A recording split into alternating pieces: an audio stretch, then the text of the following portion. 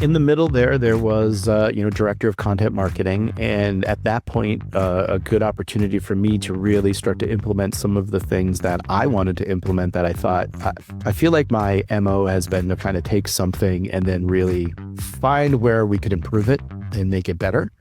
And, webinars had come under me and things that I had been learning. And I had a very clear vision for what it was that I wanted to do and how we were going to do it. We were able to build up the webinars that we would do. I mean, we would do those at a time where we were doing, I would argue, way too many webinars for a small amount of people.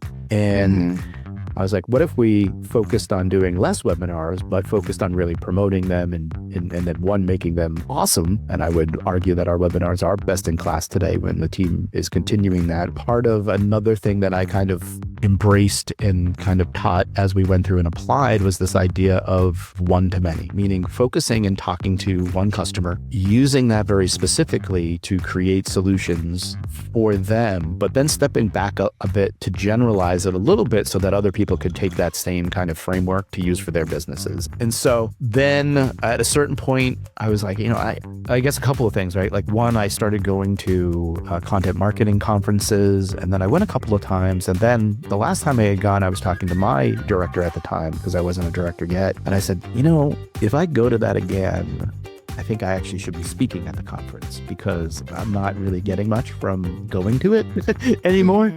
And then, as things happen, I was okay. And then next time I was there, I was speaking at it, right? And so then it became like, I think I want to start speaking more.